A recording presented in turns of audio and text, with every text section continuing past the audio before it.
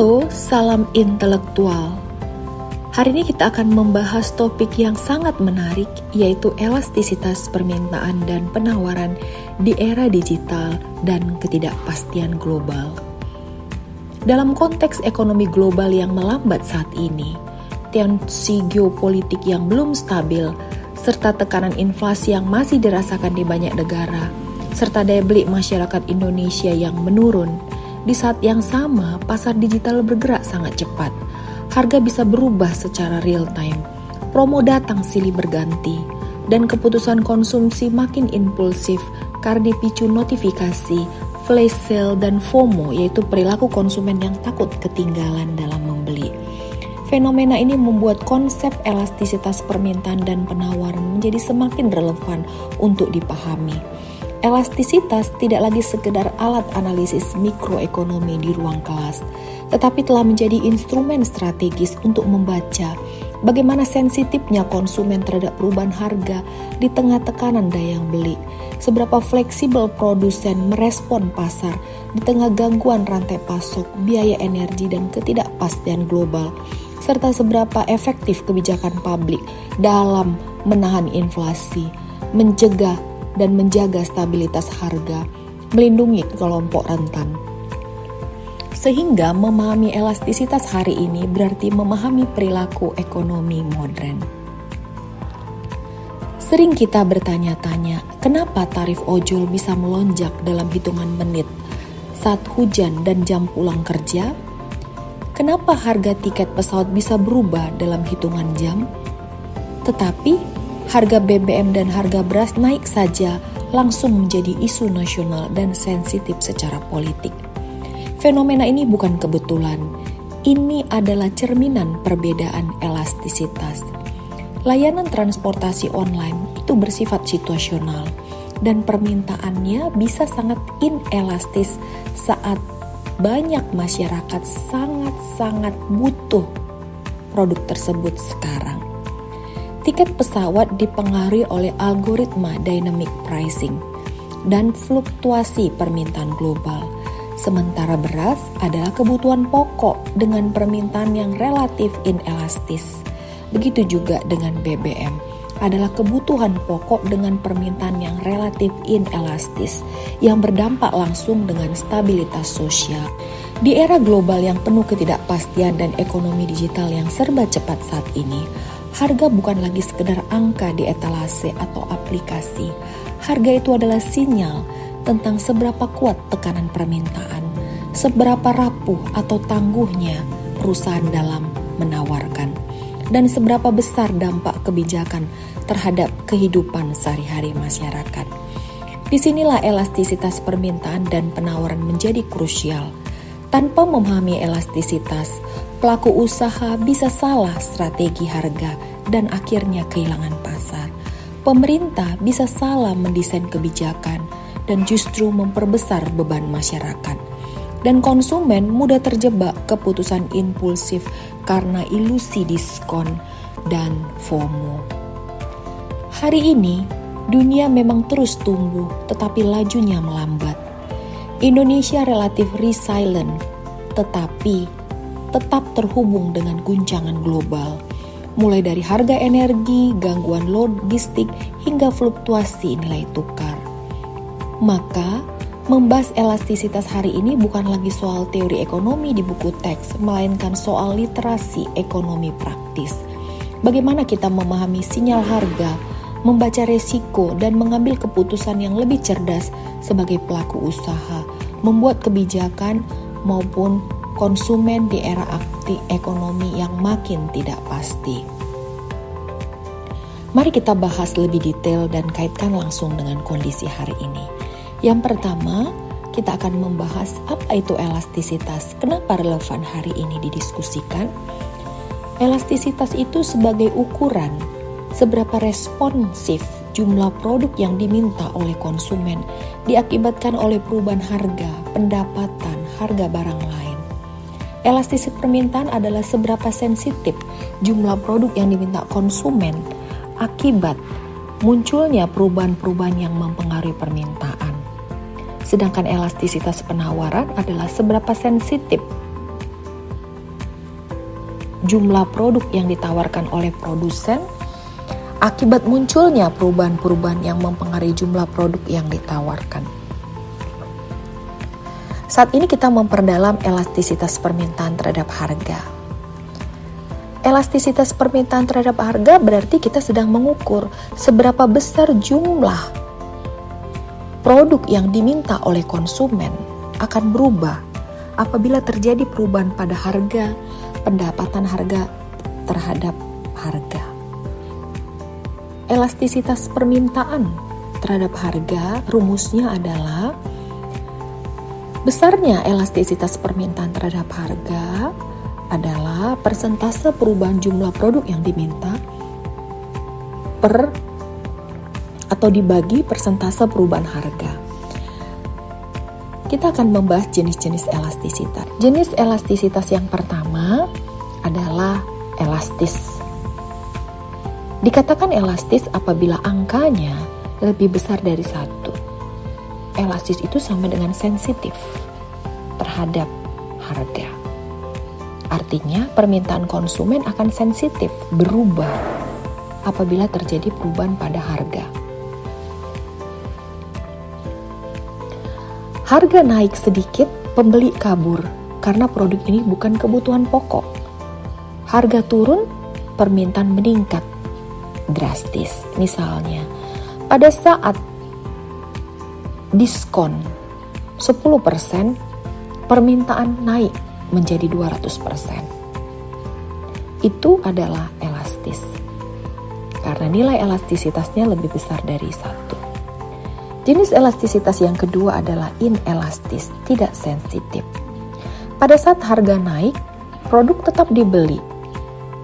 Tetapi dengan persentase peningkatan yang tidak lebih besar dari 100%. Inelastis apabila angkanya lebih kecil dari 1. Yang terkategori permintaan tidak elastis atau inelastis pada kebutuhan pokok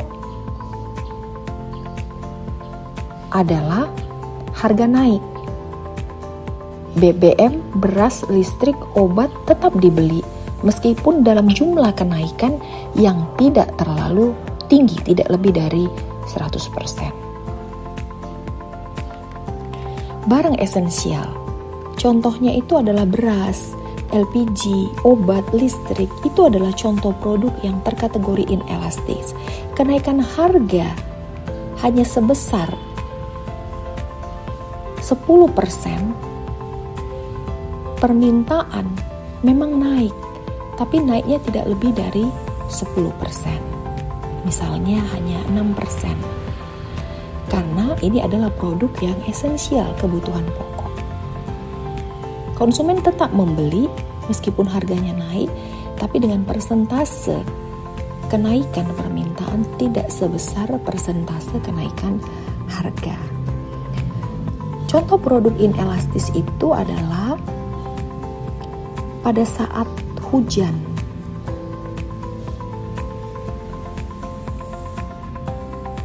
Jam pulang kantor, pada saat itu hujan deras, sehingga harga ojol itu naik signifikan.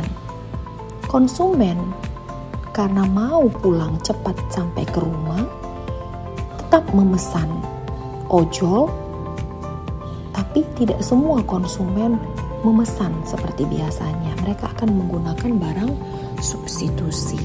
Oleh karena itu, dia terkategori inelastis. Tapi pada saat tertentu, tergantung situasi, saat darurat. Saat hujan deras, permintaan naik. Harga akan naik drastis. Tetapi ojol tetap dipesan. Jadi permintaan ojol itu berarti relatif inelastis saat darurat. Jenis elastisitas yang ketiga yaitu inelastisitas sama dengan 1, proporsional.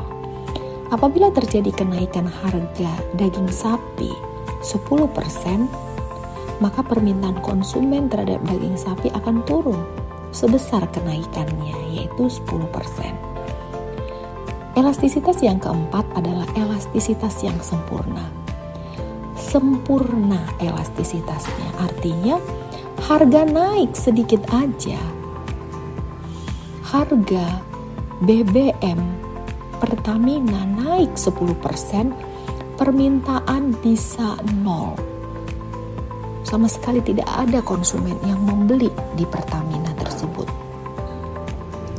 Yang terakhir, kita akan membahas jenis elastisitas yang namanya inelastis sempurna.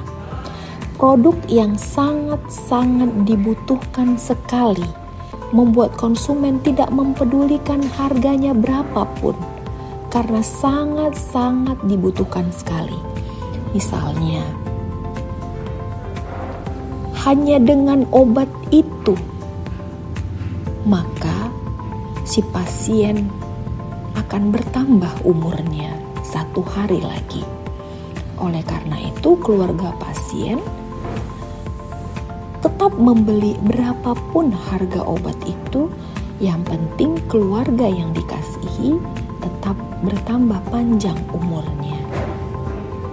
Itu adalah inelastis sempurna, sama sekali tidak peduli terhadap harga produk tersebut, karena produk tersebut sangat-sangat dibutuhkan sekali.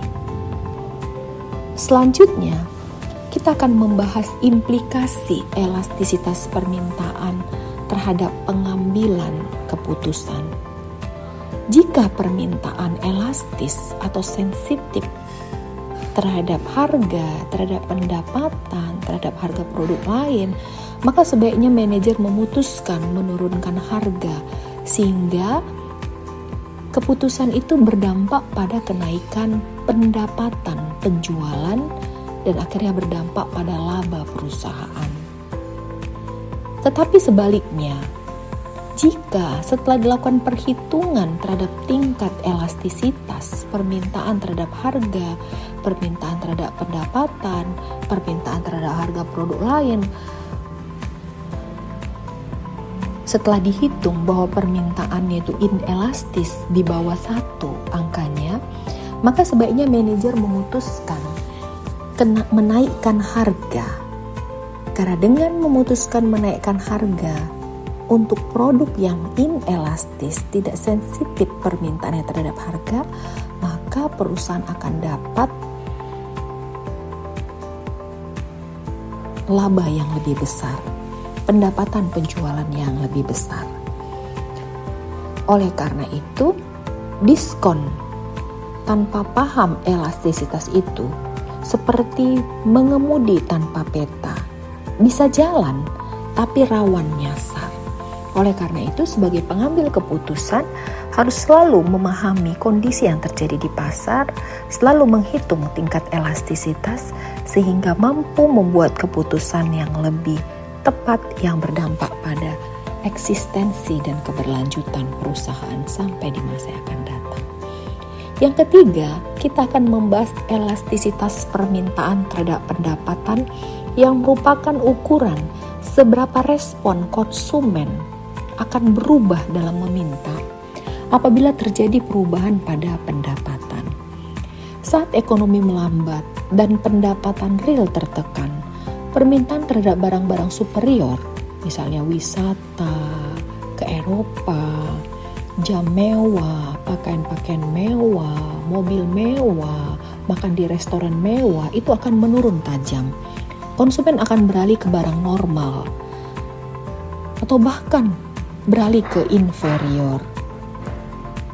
Atau sebagian konsumen melakukan trade down, membeli barang-barang inferior, dari kafe mahal ke kopi saset, dari membeli produk-produk premium ke merek ekonomis.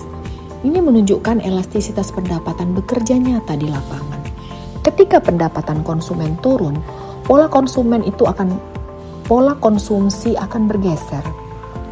Di sisi lain, di sektor tertentu justru tumbuh karena menawarkan nilai fungsional dan harga terjangkau, menangkap segmen konsumen yang makin sensitif terhadap harga.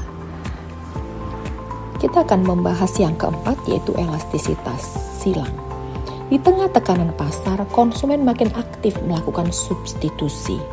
Di marketplace, naiknya harga satu merek, konsumen pindah merek pesaing dalam hitungan detik. Kondisi ini membuat perusahaan membuat strategi. Apa yang dilakukan perusahaan? Memantau harga pesaing secara real time. Siapkan respon, promo, diferensiasi layanan. Pada saat harga tiket pesawat naik, sebagian konsumen beralih mengkonsumsi produk substitusi seperti menggunakan kereta atau bus. Tarif ojol naik saat jam sibuk sehingga membuat konsumen beralih memilih transportasi publik atau menunda perjalanan. Di pasar digital, kenaikan harga satu merek bisa langsung mengalihkan permintaan ke merek pesaing hanya dalam hitungan detik, karena perbandingan harga begitu mudah untuk dilihat. Elastisitas silang di era platform digital saat ini itu menjadi semakin kuat. Topik kelima yang akan kita bahas yaitu elastisitas penawaran. Hari ini, kemampuan produsen merespon kenaikan harga tidak lagi hanya ditentukan oleh kapasitas pabrik, tetapi oleh ketahanan sistem produksi dan rantai pasok. Gangguan logistik global, fluktuasi harga energi, resiko geopolitik, dan suasana ekstrim yang membuat banyak faktor memiliki penawaran yang lebih inelastis dalam jangka pendek. Itulah sebabnya saat terjadi lonjakan permintaan mendadak seperti pada transportasi online saat hujan atau jam sibuk, harga bisa melonjak cepat. Penawaran tidak bisa langsung menyesuaikan. Sebaliknya, sektor berbasis digital, dropship, fulfillment center cenderung lebih drastis dalam respon permintaan karena stok dan distribusi bisa disesuaikan dengan lebih cepat. Keenam, mari kita lihat fenomena harga energi bila dikaitkan dengan elastisitas permintaan dan elastisitas penawaran. Di banyak negara, termasuk Indonesia, harga energi seperti BBM, listrik, gas, itu mengalami fluktuasi karena tekanan global dari konflik geopolitik, gangguan pasokan, dan perubahan permintaan pasca pandemi. Permintaan energi justru menjadi inelastis karena konsumen dan bisnis tidak langsung dapat mengurangi penggunaan ketika harga naik tajam. Mereka tetap membutuhkan energi untuk transportasi dan produksi.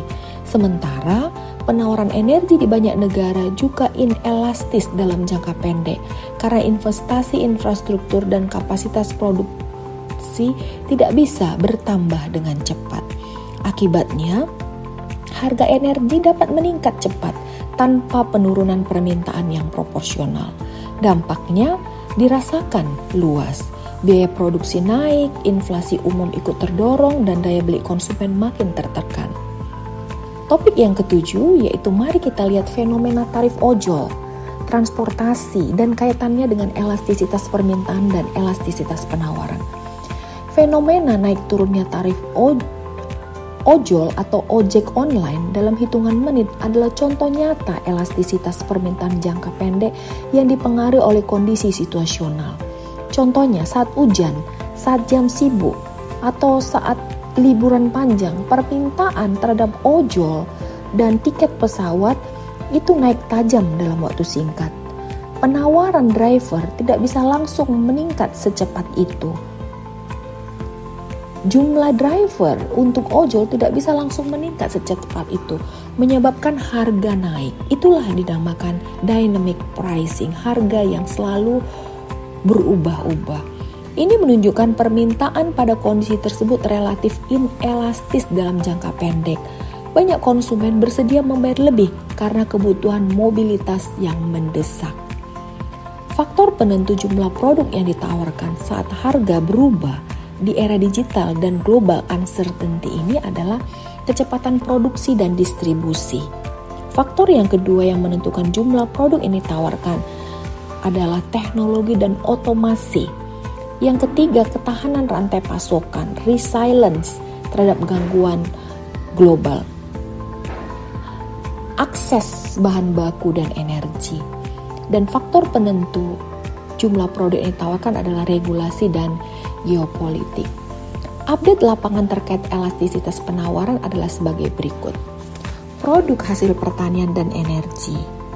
Penawarannya itu cenderung inelastis dalam jangka pendek karena kapasitas panen tidak bisa secara instan ditingkatkan. Butuh proses menanam, butuh proses memelihara, butuh proses menuai. Oleh karena itu, untuk produk hasil pertanian dan energi itu penawarannya itu inelastis untuk jangka pendek. Selanjutnya, usaha mikro kecil menengah, digital atau dropship itu penawarannya lebih elastis karena stok dan distribusi lebih bersifat fleksibel. Gangguan global seperti logistik, energi, iklim membuat harga mudah melonjak saat permintaan naik secara mendadak. Apa yang dilakukan produsen menghadapi permasalahan inelastisitas penawaran ini? Lakukan diversifikasi pemasok, lakukan safety stock secara cerdas, lakukan forecasting berbasis data, atau lakukan forecasting berbasis artificial intelligence, dan lakukan fulfillment terdekat pasar. Kedelapan yang akan kita bahas yaitu terkait digitalisasi, produksi, marketing, distribusi, dan pembayaran. Praktek modern saat ini, bagian produksi itu wajib melakukan demand forecasting, melakukan peramalan terhadap permintaan, menggunakan otomasi dalam melakukan prediksi dan dalam kegiatan produksi, sehingga penawaran itu lebih responsif. Sedangkan bagian marketing, lakukan promo tersegmentasi, uji elastisitas untuk setiap segmen yang kita layani. Kemudian yang ketiga, praktek modernnya itu adalah distribusi, same day atau fulfillment, percepat respon penawaran. Kedelapan, pembayaran menggunakan QRIS, e-wallet, lakukan friksi turunan yang membuat respons permintaan makin cepat atau elastisitas akan naik. Selanjutnya, yang ke-9, kita akan mendiskusikan mengenai kebijakan publik. Implikasi elastisitas bagi kebijakan publik. Kebijakan harga atau subsidi yang tidak mempertimbangkan elastisitas bisa sangat berbahaya bagi perekonomian mikro dan perekonomian Indonesia secara makro. Intervensi pada barang inelastis seperti pangan kebutuhan dasar jauh lebih berdampak pada stabilitas sosial dibandingkan intervensi untuk barang yang elastis. Sementara di sektor elastis, kebijakan harga bisa memicu perubahan perilaku yang besar, termasuk pergeseran konsumsi, substitusi produk, hingga migrasi ke pasar informal. Maka, di era global yang penuh ketidakpastian dan ekonomi digital yang serba cepat, harga bukan lagi sekedar angka.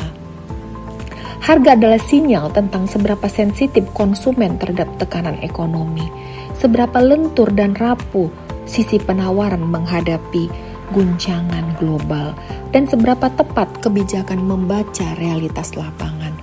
Tanpa memahami berbagai jenis elastisitas permintaan dan penawaran, pelaku usaha bisa salah strategi harga, pemerintah bisa salah membaca dampak kebijakan, dan konsumen mudah terjebak keputusan impulsif karena FOMO dan ilusi diskon. Hari ini dunia terus bergerak tapi laju melambat. Indonesia relatif resilient, tetapi tetap terhubung dengan turbulensi global. Karena itu, membahas elastisitas hari ini bukan lagi teori ekonomi di ruang kelas, melainkan literasi ekonomi praktis untuk bertahan dan mengambil keputusan cerdas di ekonomi modern yang serba cepat dan penuh ketidakpastian. Ke-10, kita akan membahas faktor penentu elastisitas. Yang pertama, faktor penentu elastisitas itu adalah substitusi makin banyak. Semakin banyak produk substitusi dari produk yang kita jual, dari jasa yang kita jual, maka permintaan makin elastis. Yang kedua, Faktor penentu elastisitas itu adalah waktu respon yang makin singkat. Push notification, same day delivery, itu akan mempengaruhi tingkat elastisitas. Semakin cepat kita merespon elastisitas permintaan terhadap harga, maka cenderung dalam jangka pendek kita cenderung lebih inelastis karena kita cepat merespon. Sebaliknya semakin lama kemampuan kita merespon, maka dia cenderung akan semakin elastis. Begitu juga proporsi pendapatan yang merupakan faktor penentu elastisitas. Ketika daya beli tertekan, konsumen beralih ke merek-merek yang lebih murah atau ke produk inferior. Tips praktis bagi UMKM yaitu persempit diferensiasi, buat produk menjadi lebih unik, lebih lokal, kualitas layanan semakin lebih prima, kurangi elastisitas sehingga tidak mudah terjadi perang harga. Elastisitas menunjukkan seberapa keras pasar berteriak saat harga berubah. Kesimpulan, elastisitas itu adalah kunci memahami reaksi pasar, strategi harga, dan kebijakan publik yang benar. Di era digital, permintaan itu makin elastis, mudah bagi kita membandingkan harga. Di era digital ini, penawaran ditentukan oleh ketahanan sistem, bukan cuma kapasitas produksi.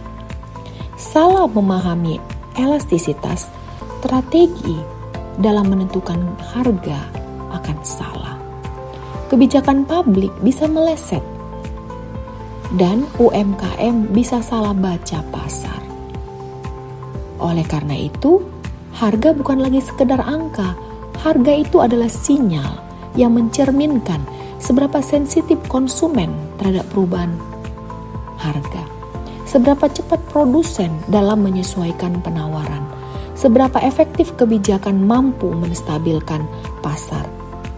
Tanpa memahami elastisitas, sulit menjelaskan kenapa harga ojol bisa bergerak jam demi jam.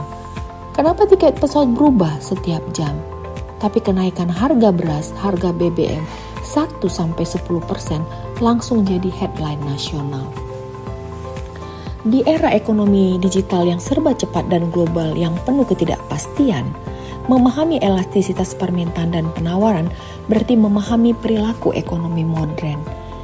Dari memahami perilaku konsumen, pelaku usaha hingga pembuat kebijakan. Terima kasih para intelektual. Jika bermanfaat silakan like, subscribe, dan bagikan. Bukan siapa yang paling murah yang bertahan, tapi siapa yang paling paham elastisitas pasar, itulah yang bertahan. Saya Profesor Dr. Elizabeth Siahaan, SEMEC, Guru Besar Fakultas Ekonomi dan Bisnis Universitas Sumatera Utara. Sampai jumpa di topik menarik berikutnya. Terima kasih.